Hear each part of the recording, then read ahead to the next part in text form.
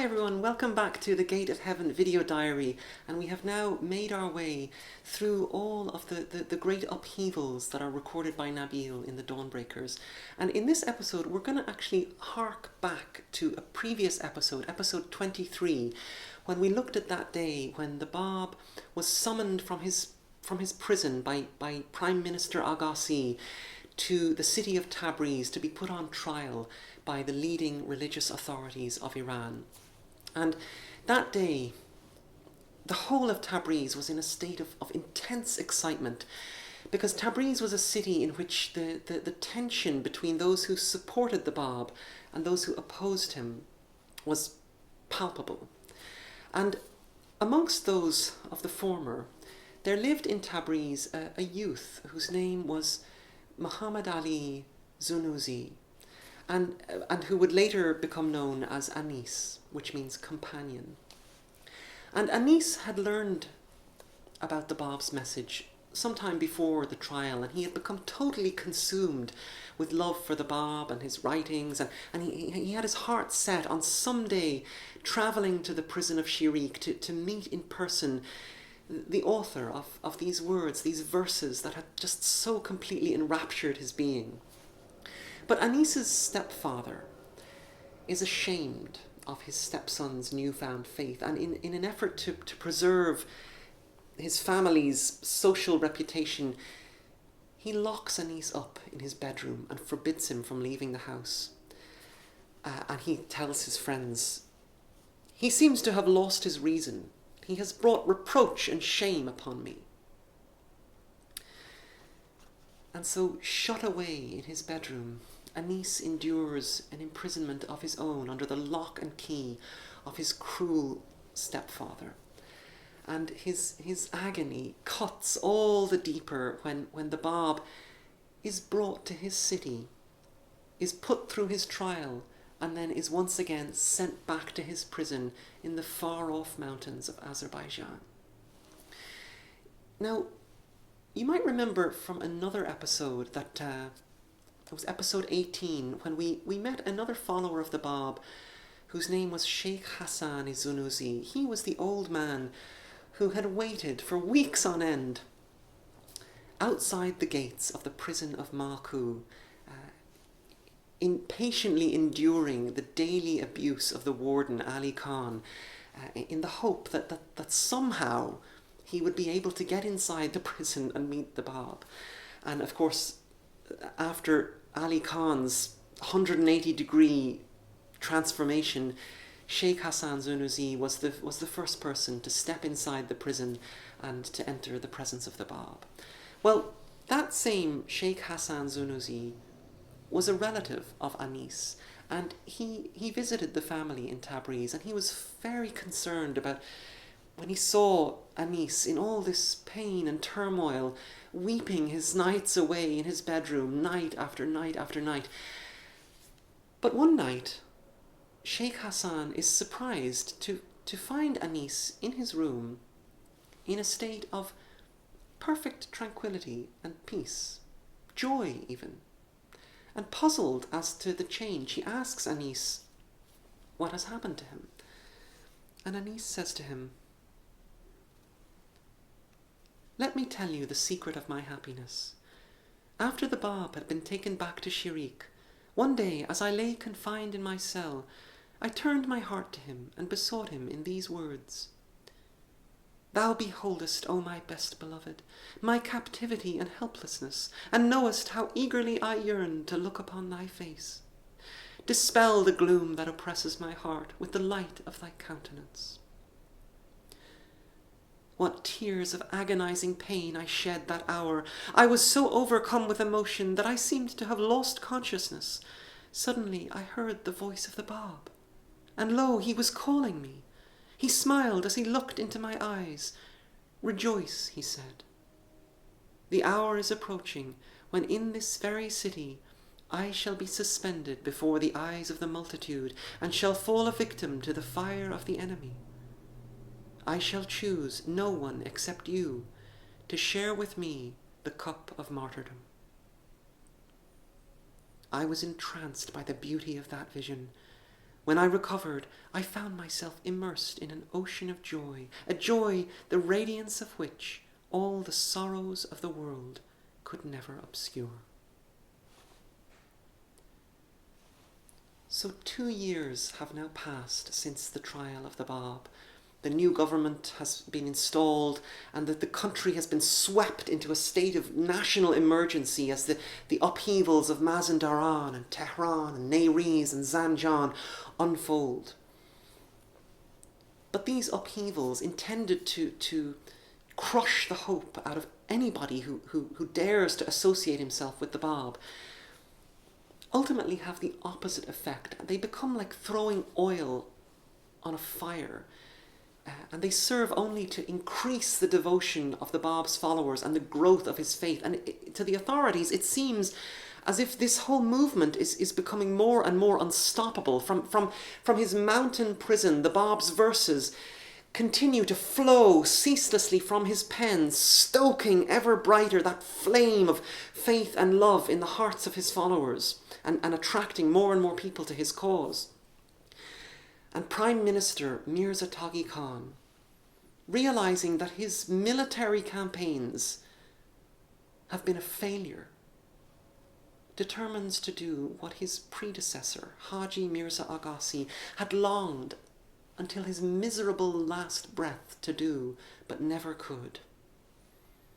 Kill the Bab. Extinguish that light. Choke the stream at its very source, and the torrent that had brought so much devastation in its wake would run dry. Such was the thought of the Grand Vizier of Nasruddin Shah. And so he gathers his officers together and he says to them, "Behold the storm which the faith of the Bab has provoked in the hearts of my fellow countrymen. Nothing short of his public execution can, to my mind, enable this distracted country to recover its tranquility and peace."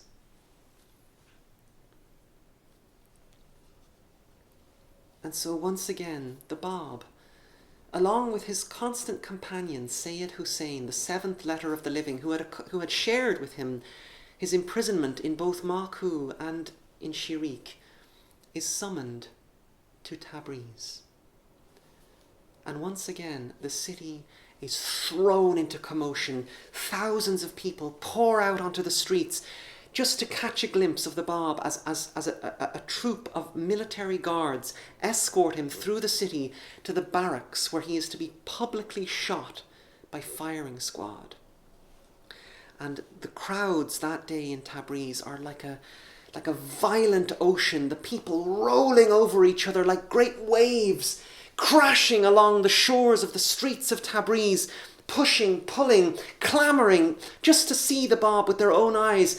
Every few moments, some desperate followers of the Bab fight their way through the crowds, throwing themselves at his feet and clinging to him, only to be grabbed by the guards and dragged along and thrown into the cell in the barracks, along with the Bab himself. And one of those people, now sitting inside the cell with the Bab and Sayyid Hussein, is Anis. And Sayyid Hussein tells us of a conversation that unfolded that night, a conversation that broke the heart of everyone in that cell except Anis. He tells us, that night the face of the Bab was aglow with joy, a joy such as had never shone from his countenance. Indifferent to the storm that raged about him, he conversed with us with gaiety and cheerfulness.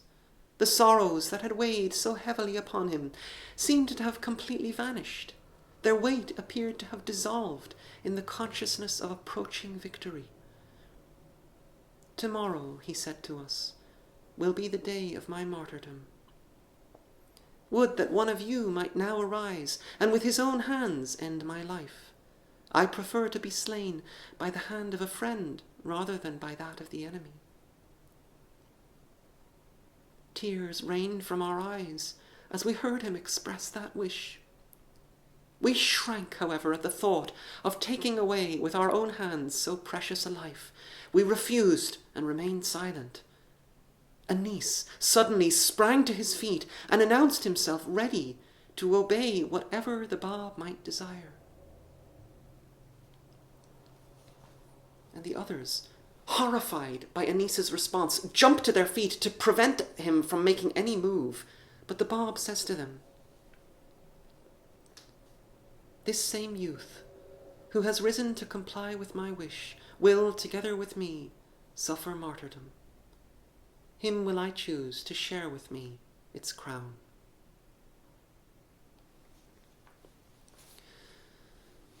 So later that same evening, the Bab is continuing a conversation with Sayyid Hussein when the door of the cell is opened by the chief executioner who cutting short their conversation, signals to the Bab that it's time. But the Bab calmly turns from Sayyid Hussein and says to the executioner,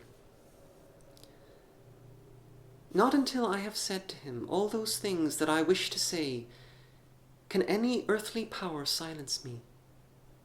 Though all the world be armed against me, yet shall they be powerless to deter me from fulfilling to the last word my intention." But the executioner refuses to wait, and he takes the Bab away from his companions to spend the next several hours being interrogated one last time by the religious authorities, who, unmoved from their position, confirm the sentence. And the next day, at around noon, the Bab is delivered back to the barracks, and as he steps out into the open square under the baking midsummer sun, he looks up and beholds thousands upon thousands of citizens of Tabriz glaring down as if from the heavens above him, having climbed up onto the rooftops all around the barracks to witness this moment of the extinction of the life of this strange, mysterious person who, in the space of a mere 6 years, a large portion of which he had spent in prison, had electrified their country like nothing they had ever known. Nabil tells us that there were about 10,000 people all crowded onto the rooftops. All these, it must have been like a football stadium, these people watching, waiting with bated breath as the Bab and Anis are bound together with ropes and then suspended from a nail driven into the wall of the barracks, and a firing squad of 750 soldiers assemble in the square before them. But the commander of these soldiers, Sam Khan, approaches the Bab, and with some nervousness in his voice, he says to him, "I profess the Christian faith and entertain no ill will against you. If your cause be the cause of truth, enable me to free myself from the obligation to shed your blood." And the Bab says to him, "Follow your instructions, and if your intention be sincere, the Almighty is surely able to relieve you from your perplexity." And so Sam Khan, although terribly reluctant to carry out his instructions, takes the Bab at his word, raises the signal, and his soldiers fire. One, the 1st Regiment, 250 bullets blast out in an explosion of gunpowder. 2, the 2nd Regiment, another 250 bullets fire in an eruption of black smoke. 3, the 3rd Regiment, another 250 bullets thunder across the barracks, blackening the whole square in a cloud of thick, dark smoke. And the booming of these 3 regiments echoes for what seems like an eternity through the empty streets of Tabriz. Boom, boom, boom. And the crowds on the rooftops peer down through the smoke as it slowly rises from the barrels of the guns. And Nabil then describes for us what must be one of the most inexplicable mysteries of modern times. As soon as the cloud of smoke had cleared away, an astounded multitude were looking upon a scene which their eyes could scarcely believe. There, standing before them, alive and unhurt, was the companion of the Bab, whilst he himself had vanished uninjured from their sight. Though the cords with which they were suspended had been rent in pieces by the bullets, yet their bodies had miraculously escaped the volleys. "The Bab has gone from our sight!" rang out the voices of the bewildered multitude. They set out in a frenzied search for him, and found him eventually seated in the same room which he had occupied the night before, engaged in completing his interrupted conversation with Sayyid Hussein.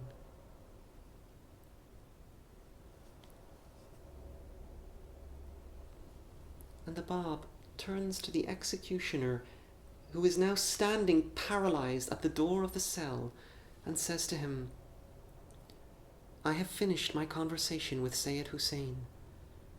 Now you may proceed to fulfill your intention." And Nabil tells us of that executioner. "The man was too much shaken to resume what he had already attempted. Refusing to accomplish his duty, he that same moment left that scene and resigned his post." And Sam Khan, likewise shocked by what he's just witnessed, refuses to attempt the task a second time, and he immediately orders his men to disarm and leave the barracks. But the authorities, as if in denial about what has just occurred, call for another firing squad to be brought in to finish the job.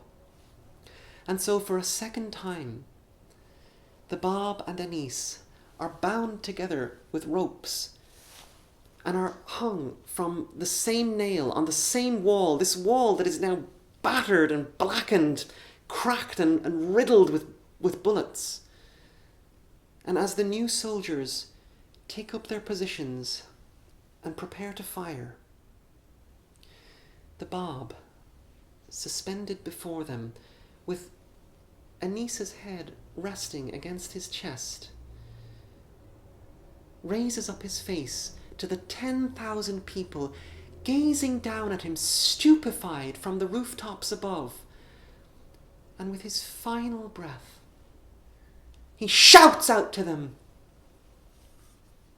"Had you believed in me, O wayward generation, every one of you would have followed the example of this youth, who stood in rank above most of you, and willingly would have sacrificed himself in my path.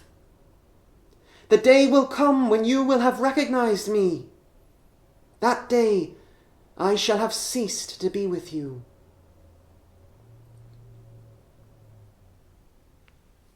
And Nabil tells us, contrariwise to the previous occasion, when only the cord with which they were suspended had been shot into pieces, this time their bodies were shattered and were blended into one mass of mingled flesh and bone.